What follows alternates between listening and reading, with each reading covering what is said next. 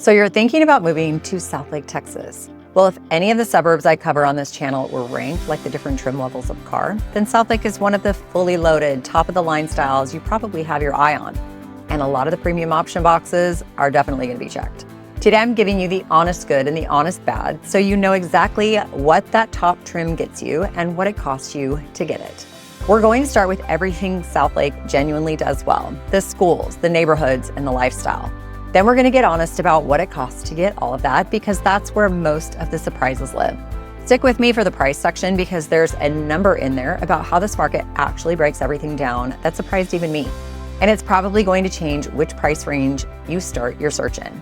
But real quick, my name is Kristen Carpentier, a local realtor here in the Dallas-Fort Worth area, and I'm a mom of 4. I help families move up and move in across a lot of these suburbs every single week. Southlake's one I get asked about constantly, even with its high price tag, so let's get into it. Now quickly, before we get into the good and the bad, Southlake tends to fit a specific kind of family best, and it's usually not the family moving to DFW for the very first time next month.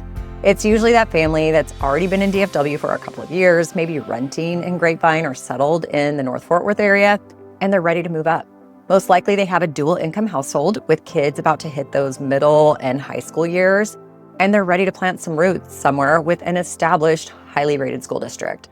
Their budget can support the premium. They want a district that's simpler to plan around than some of the split boundary suburbs, and those that have a lot of new construction and are still growing. All while still understanding that, of course, every address needs its own verification, and they're done compromising on space or amenities in order to get there. Granted, plenty of my out-of-state families land here too, especially if a job comes with real relocation dollars behind it. So let's get into exactly what you're getting, and today we're going to start with the good. First, the schools, because for a lot of you, this is the whole reason Southlake is even on the list. Carroll ISD carries an A+ rating on niche.com for overall rating in academics, college prep, and specifically for families. Most Southlake addresses fall inside Carroll ISD, which tends to be simpler to plan around than some of the split boundary suburbs that I cover, where one street can feed into a different, lower rated campus than the street right next to it. But city limits and school district lines aren't automatically the same thing, so don't skip this step. Verify the exact district and the exact campus assignment for any specific address before you get attached to a street. And an A+ is a shortlist tool, not a guarantee your kid thrives here. Carroll's a one-track district. Everybody funnels toward the same senior high, so go walk a campus in session and make sure that pipeline actually fits your specific kid. Second, the neighborhoods, because Southlake isn't one flavor of home, and that variety is a real strength. Timarron is probably the name you'll hear most, an established tree-lined community built around an amazing golf course with that resort feel, with pools, tennis, and some mature landscaping. Monticello is an older, more established option, homes generally built in the 90s on some larger lots. And it tends to be one of your relatively more attainable ways into Carroll ISD, though attainable is doing Southlake flavored work in that sentence. The Shady Oaks neighborhood sits on the newer, custom end, still filling in with new construction with larger lots as well.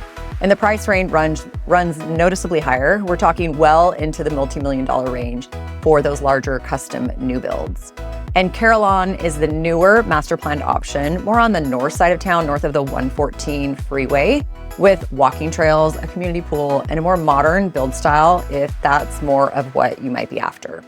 And it runs a little bit more moderate than Shady Oaks. So depending on whether you want established and tree-lined, brand new and custom, or somewhere in between, Southlake genuinely has a lane for you. And that's not true of every suburb that I cover on my channel. Monticello and Carillon tend to be your relatively more attainable entry points. Timarron sits in the middle with that established, more resort feel.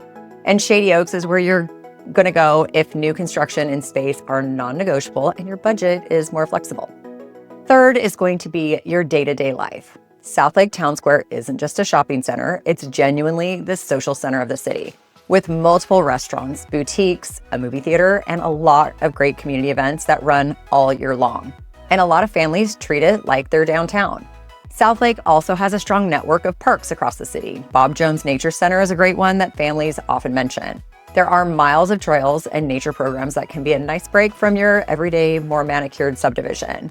And for a city of roughly 31,000 people, Southlake punches way above its size on restaurants and shopping, and the things that we're going to be tracking for desirability. And a lot of that is going to come down to the square doing double duty, where you run your errands and where you spend your Friday nights out. Youth sports are also well established and popular here too, which also tracks since half of the households in Southlake have kids still at home. And if you check out the community calendar, the square runs events throughout the year, so there's usually something going on if you've got kids who want to be out of the house. On top of that, Southlake has one of the highest owner occupancy rates in our tracking, which usually means a stable, settled community rather than one with a lot of turnover. And here's a genuine advantage. From much of Southlake, the DFW airport can be roughly 10 to 20 minutes away in some lighter traffic. It's one of the shorter airport runs out of the main 10 target suburbs that I typically cover here on my channel. So if you or your spouse travel constantly for work, that alone can be worth a lot to your household. Southlake also has one of the highest shares of work from home households of any suburb that I cover. So if that's you, this location works especially well. But hang on to that thought though, because it matters for what is going to be coming next. Okay, so here's that number that I promised you. Southlake is predominantly a $1 million plus housing market. In the 12-month MLS poll I used to build this particular video, the median single family price came in right around $1.35 million, and more than 4 out of every 5 closings were above $1 million. Fewer than 15 closed were below $700,000. Those exact figures can shift a little bit though, so check the current price distribution before you start touring. But the shape of it tends to hold, so if your budget's under $700,000, you're really not going to find very much. And most of the city's recent sales activity has been in that $1 million plus tier. The days on market here also tend to run pretty quick, so when something in your range does come up, you usually don't have a lot of time to just sit and wait on it. Now, when I run my own numbers on schools, price, and everyday amenities together across all of the 10 suburbs, Southlake comes out near the bottom of my list for pure dollar for dollar value. That's using my own comparison scoring, not any sort of outside ranking. And that's not actually going to be a knock. Top trim isn't supposed to be the value pick. That's the whole point of a top trim. You're paying for the fully loaded package, the A+ district, the walkable square, the variety of neighborhoods that we just talked about. The honest question isn't, is Southlake worth it? It's, will you actually use everything that the price tag includes? For some families, the answer is an easy yes, because they'll use the golf course, the district, and the walkable square multiple times a week. For others, Colleyville, for example, tends to give you a similar established upscale feel at a little bit easier of an entry price. And maybe Capel tends to work better if airport access and a more compact location matter more to you than large lots or that town square lifestyle. I do go deeper on the Colleyville comparison in another video if you want to check that particular one out. And on property taxes, Tarrant County runs a little bit on the higher side, like most of DFW. And on a home in this price range, that number is not small in dollar terms, even if the rate itself is comparable to elsewhere. Now, please, again, always check the current combined rate for the specific address before you fall in love with that house. And that tax bill isn't the only number to plan around at this price point. Also, get a real insurance quote, ask about HOA dues in whichever neighborhood that you're looking at. And budget for that pool if you want, landscaping and general upkeep on a larger property, because those add up fast on top of the mortgage. Now remember, that airport perk that I asked you to hang on to, here's the honest catch. Being close to the airport doesn't automatically mean a short commute for you. The average commute time for Southlake residents runs around 30 minutes each way. And if your job is in downtown Dallas, maybe downtown Fort Worth, or up in the Frisco or Plano corridor, you are looking at real drive time regardless of how close you are to the runway. Of the 10 suburbs that I do track on a weekly basis, Southlake actually scores on the lower end for commute specifically. And it's one of those things that people don't expect given how central it looks on a map. So if one of you works near the airport or you're mostly working from home, that airport advantage can be especially valuable. But if you've both got jobs pulling you toward opposite ends of the metro, say one of you is in downtown Fort Worth and the other is up near Frisco or Plano, budget the real drive time at 7:45 on a school morning, not at noon on a Saturday before you fall in love with a street. That's the one combination where the central on a map feeling and the actual day-to-day reality pull in different directions. One more airport proximity item worth checking in person. Visit any property you're serious about at a few different times a day and listen for aircraft noise. Being close to the airport is a real convenience, but it can also be a property-specific trade-off depending on the street and the flight patterns that day. One more honest one. Walkability here is decent, not stroller to everything decent, more somewhat walkable if I'm being a little bit more precise. And biking is a similar story. Workable, but not exceptional. You'll still be in the car for most of your week for errands, school drop-off, and anything outside the square. The square itself is genuinely walkable once you're there, but the everyday walk to everything lifestyle some of you want across the whole city, not just one shopping district.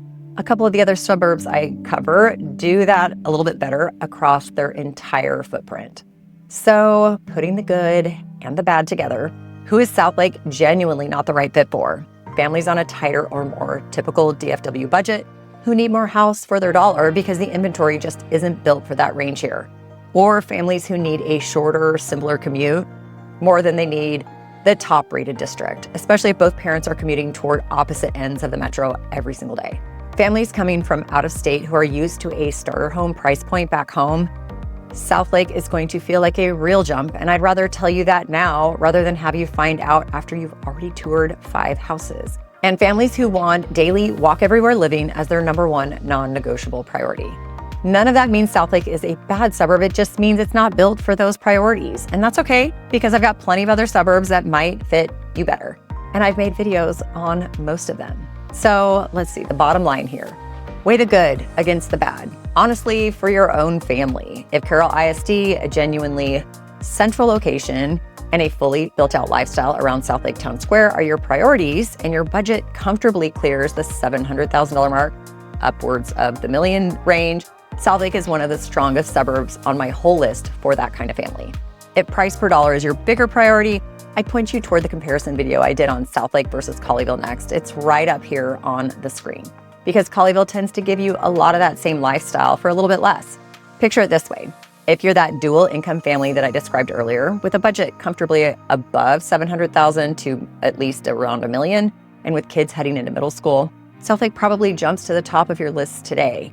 If your budget's closer to $500,000 or $600,000, or your commute really does pull 2 directions across the metro, I'd look hard at maybe Keller, even Colleyville, or Capel before you commit here.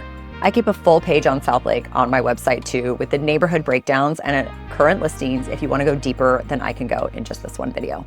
And if a school boundary or tax question pops up while you're researching at midnight, there's an Ask Kristen chat on my website that can answer DFW relocation questions anytime. No waiting on me to be able to text you right back.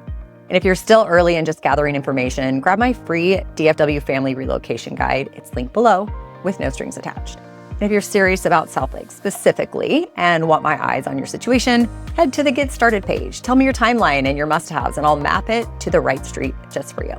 Or honestly, just call, text, or email me directly. It is me you're gonna get on the phone so that we can talk through your actual numbers.